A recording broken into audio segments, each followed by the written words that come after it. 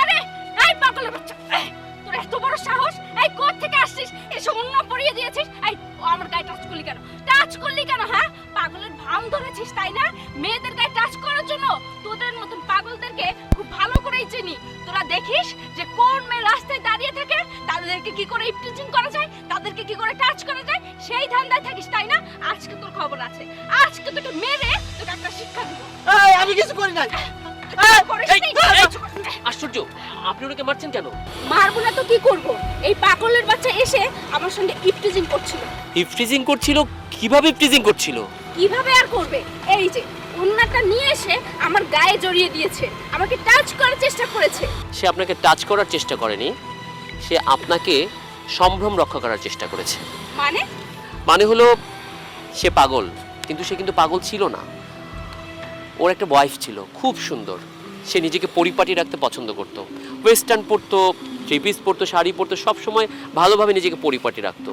তো একবার ওয়েস্টার্ন পরে রাস্তা দিয়ে যাচ্ছিল, আর সেই সময় কিছু বাজে মস্তিষ্কের ছেলেরা মেয়েটাকে টিজ করে, এবং এই টিজিংটা ওনাকে রোজ রোজ করা শুরু করলো। প্রতিদিনের এই টিজ সে সহ্য করতে না পেরে অনেক অভিমানে নিজেকে পৃথিবী থেকে সরিয়ে নিল। আর ও তো ওর ওয়াইফকে খুবই ভালোবাসতো, খুবই ভালোবাসতো। ওয়াইফ হারানোর শোকে সে নিজেকে আর ধরে রাখতে পারেনি, তার মস্তিষ্ক বিকৃত হয়ে গেছে, পাগল হয়ে গেছে সে। এখন যখনই রাস্তায় কোনো মেয়েকে দেখে একটু ওয়েস্টার্ন পরে যাচ্ছে, তখনই তাকে ওড়না জড়িয়ে দেয়। আসলে দেখুন, এটাই ওর কোনো দোষ নেই। ও যেটা করেছে হয়তো আপনাকে ভালো ভেবেই করেছে।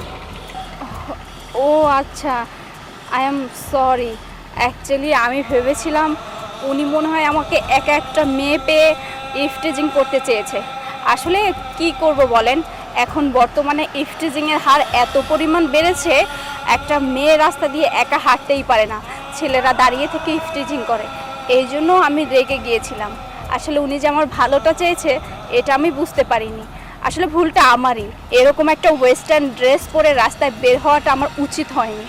আসলে আমরা তো মুসলিম ঘরের মেয়ে, আমাদের উচিত পর্দা করে রাস্তায় বের হওয়া, কিন্তু আমরা তা না করে আমরা যুগের সঙ্গে তাল মিলিয়ে চলতে চাই। আমরা নিজেকে যত খোলামেলাভাবে উপস্থাপনা করতে চাই, আমরা মনে করি এতেই মনে হয় আমাদের ভালো লাগে, কিন্তু আসলে এটা তো ঠিক না। সরি ভাইয়া, আজকের পর থেকে আমি সুন্দরভাবে রাস্তায় বের হব। আপনি যেটা বলেছেন সেটা ঠিক, আপনি অল্প সময়ে পুরো ব্যাপারটা বুঝে গিয়েছেন। কিন্তু এইখানে কিন্তু ওইসব ইফটিজিং যারা করে তাদেরও দোষ আছে।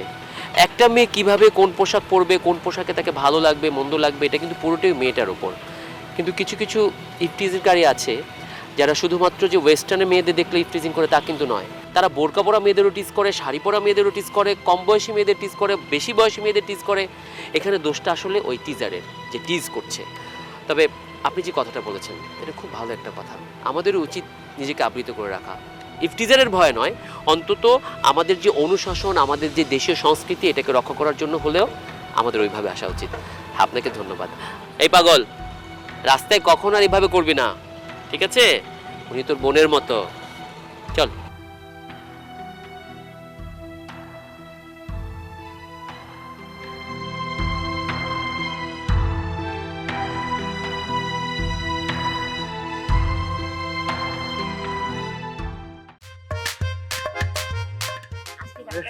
ভালো লাগতেছে রে ভাই, শান্তি আর শান্তি, বহুদিনের ইচ্ছা ছিল।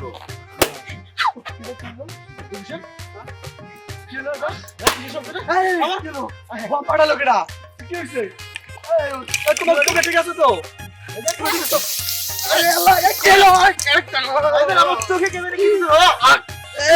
কি মারলো? ভাই আমার চোখ পুড়ে গেল। কে মারছে? বিষের মতো লাগছে নাকি? কি দিছে রে? বিষের মতো আমার চোখ গেল, চোখ চলে গেল। মানে তোমরা ঠিক আছো? হ্যাঁ ঠিক আছি। অঞ্জনা ঠিক আছো?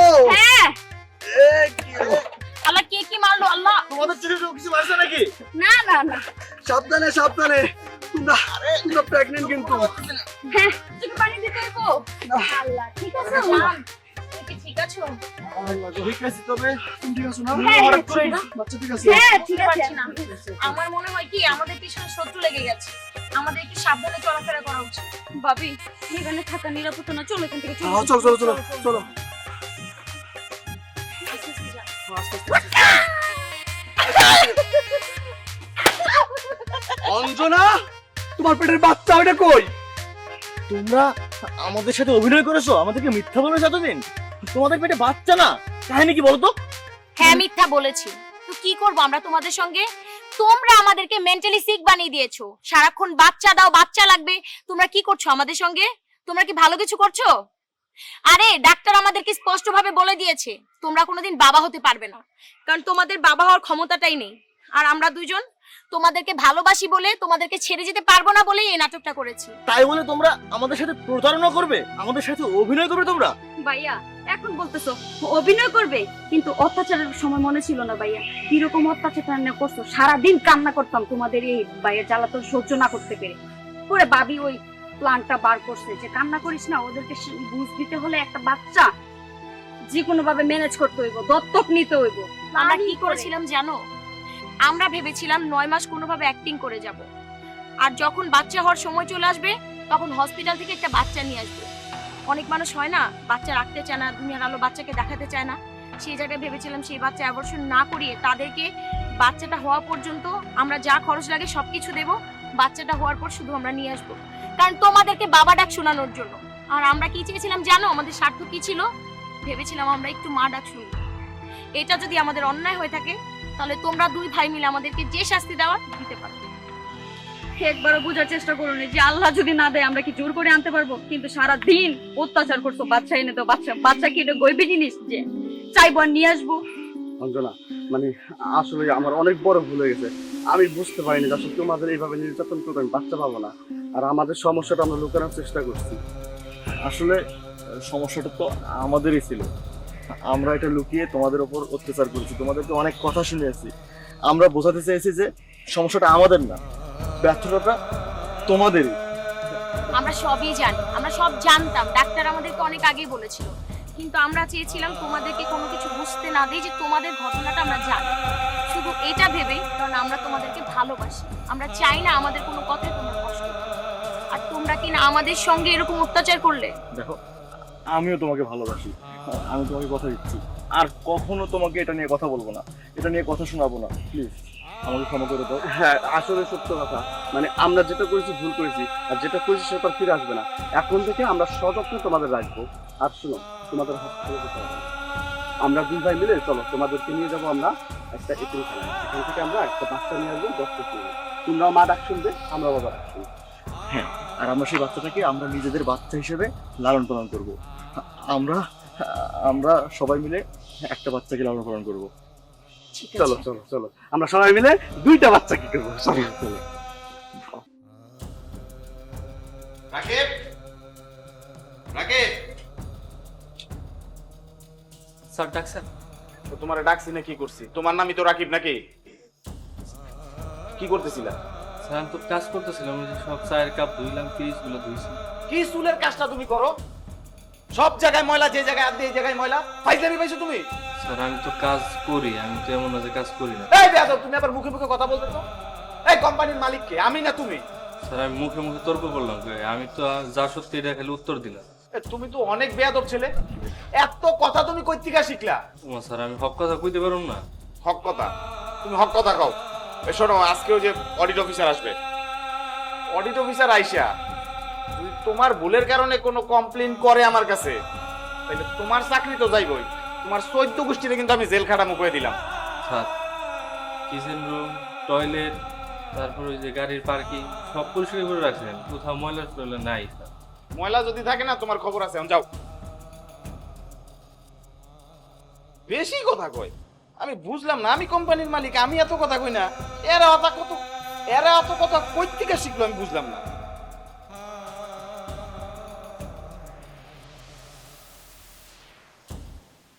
কি অবস্থা রহমান সাহেব, কেমন আছেন? কাজটা কেমন চলছে? আসসালামু আলাইকুম ম্যাডাম, ভালো আছেন? এই তো ভালো। ম্যাডাম আপনি এত তাড়াতাড়ি চলে আসছেন, আমারে বলতেন, আমি নিচে যাইতাম, আপনার রিসিভ করতাম। Thank you madam. তারপর রহমান সাহেব কি অবস্থা কাজ কামের? জি ম্যাডাম, আলহামদুলিল্লাহ ভালো। ম্যাডাম এই যে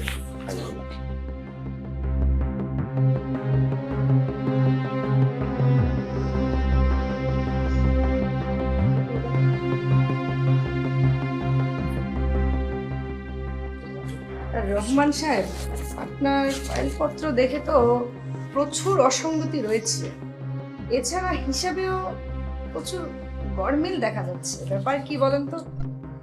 এভাবে চলতে থাকলে তো আপনার প্রচুর জরিমানা হবে, তাছাড়া কোম্পানি বন্ধ হওয়ার সম্ভাবনা আছে।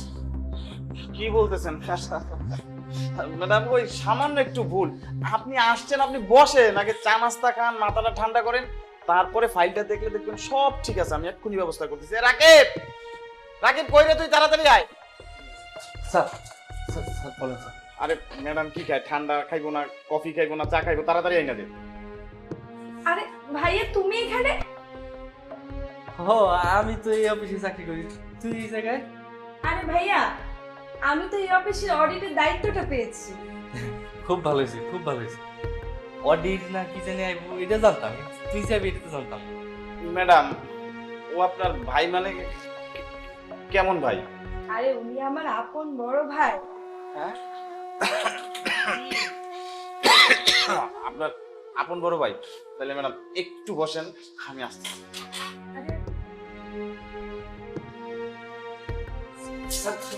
রাকিব শোন, না শোন না, তুমি রাকিব, তুমিও রাকিব সাহেব শুনেন, আমি যে আপনার বকাঝকা করি না, ওইটা তো আমি আপনার আপন মনে করি, আপন ভাই মনে করি দেখা ভাই বকাঝকা করি, বুঝছেন?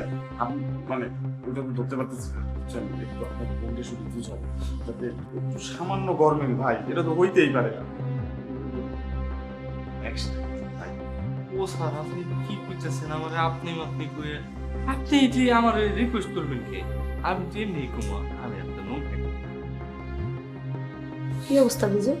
ম্যাডাম, আমার মনে হয় কি ওনারা ঘুষ দেওয়ার চেষ্টা করছে। আরে আপনি আজকে থেকে আপনি না ভাই, ইয়া ভাই প্লিজ ভাই, আপনি একটু আপনার বন্ধু পূজায় বলবেন ভাই, যাতে কোনো কিছু না করে ভাই, বুঝছেন ভাই? স্যার আমি স্যার আমি সবই বুঝে এখন আপনি এরকম করে ফেলছেন স্যার, মানুষ দেখলে আপনার মানুষ চলুন চলে সরি ম্যাডাম। ম্যাডাম, এই রাকিব সাহেব আপনার ভাই না? উনি কিন্তু যথেষ্ট ভদ্রলোক ম্যাডাম, আমি যা বলি সব আমার কথা শুনে, বুঝতে পারছেন? আমার কথার বাইরে কিন্তু সে যাই না ম্যাডাম। ওই যে এর জন্য বলতেছি, আপনি তো ওনার বোন, ফাইলটা ম্যাডাম যদি ছোটখাটো যদি একটু ঝামেলা টামেলা থাকে, রাকিব সাহেবের মতো একটু আর কি যেটা বলবো সেটা শুনলেই হবে ম্যাডাম। বইনে আমি তোর তুই কি একদম ছোট বোন, তোর কাছে আমি সব ভাষা কথা বলি। স্যার আমার খুব আদর করে, স্যার খুব ভালো মানুষ করে। এই দেখ, আমি স্যারের অন্য খাই না, তোর স্যারের টেয়া দিয়ে পড়াইছি। স্যারে কোনো দিন আমার খারাপ ব্যবহার করে, কালা মুখে কোনোদিন কথা বলে না, সবসময় আমার ভালো ব্যবহার করে, আমার ছোট ভাই হিসেবে দেয়। তোর তুই কি বই নে, যদি সম্ভব হয়, ধর যদি দেয়নি কোনো কিছু না থাকে, ফাইলটা কোনোভাবে আটকাইছে, স্যারের বহুত লস হয়ে যাবে। আমি সেটা হাত জোর করে দিলাম। ভাইয়া, তুই আমার বড় ভাই না, হাত জোর করতে হবে না, হাত নামা তো। আর শোন, আমি আইনের মধ্য দিয়ে যতটুকু সম্ভব, আমার দ্বারা যতটুকু সহযোগিতা করা যায়, আমি ওনার জন্য অতটুকুই করব। কারণ আমি তো আইনের বাইরে যেতে পারবো না, দেখি আমি কি করা যায়। কারণ এখানে ফাইলপত্র দেখলাম হিসেবে প্রচুর গরমিল রয়েছে, আমি চেষ্টা করব কিছু করার। আমি আসছি তাহলে। কিছু খায় যাবে? রহমান সাহেব, কিছু খায় যেতি? না না, এই যে। তাহলে খায় নিস বাইরে থেকে।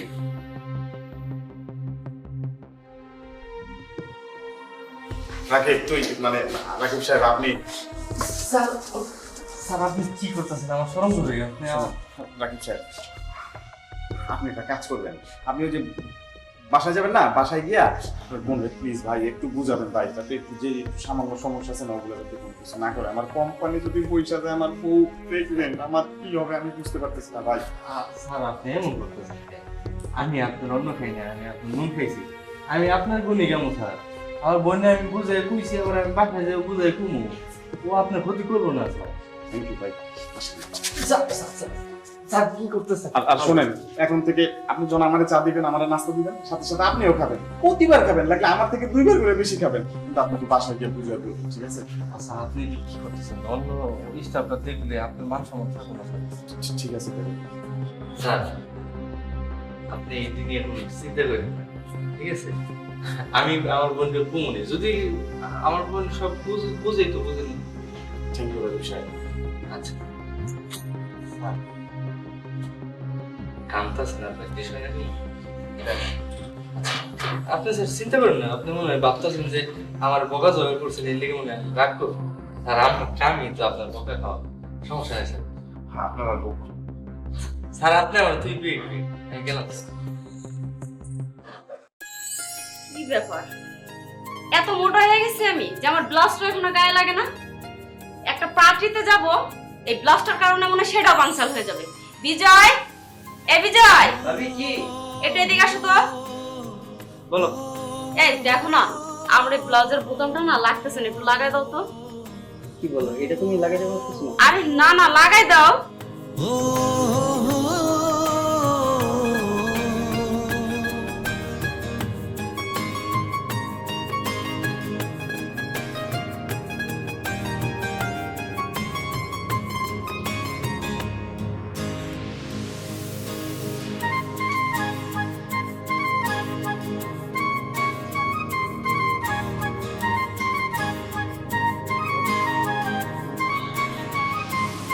তো টাইটল দেখি।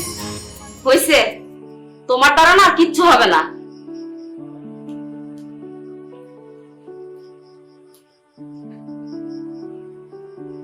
কি হইছে? এদিক ওদিক তাকায় ঘাট চুলকে চুলকে করো কি লেগা? আমি যাই। হইছে? আমি যাই। আরে না, তুমি যাবা কোথায়? এই যে আমার শাড়ির কুচিটা আছে না, কুচিটা ঢুকিয়ে দাও। তুমি এই সামান্য কুচিটা ঢুকাইতে পারতেছ না? আরে না, আমি মাঝখানে ধরি। আহা দাও তো, এত কথা না বাড়িয়ে, আমার পার্টিতে যেতে হবে।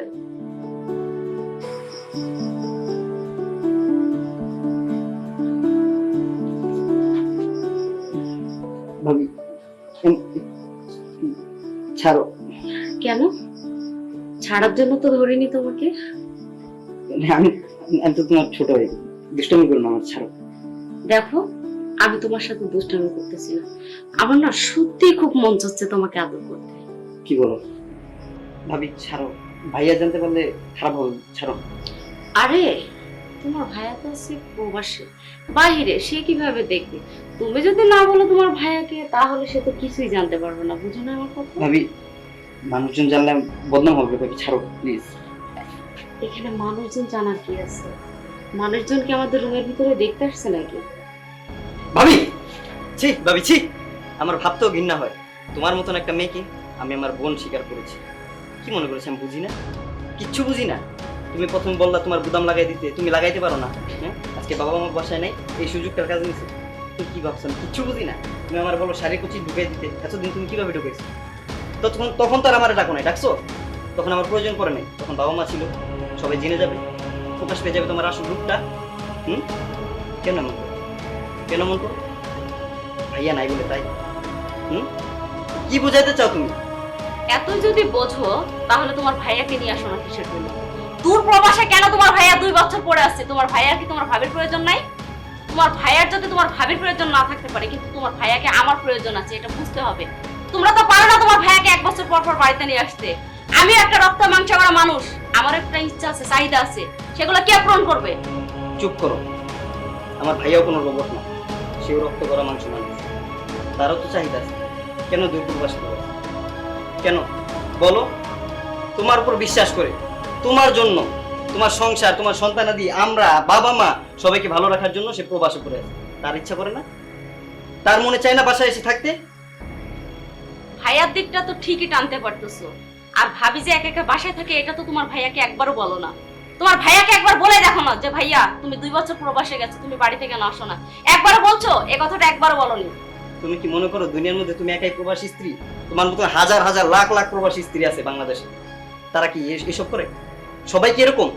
তুমি কেন এরকম করো? তাদের মতো তুমি কেন পারো না থাকতে? আমার ভাইয়া থাকতেছে না, দিনের পর দিন বৃষ্টিতে ভেজে রোদে শুকায়, রক্ত মাংস একসাথে করে তারপর কামাই করে।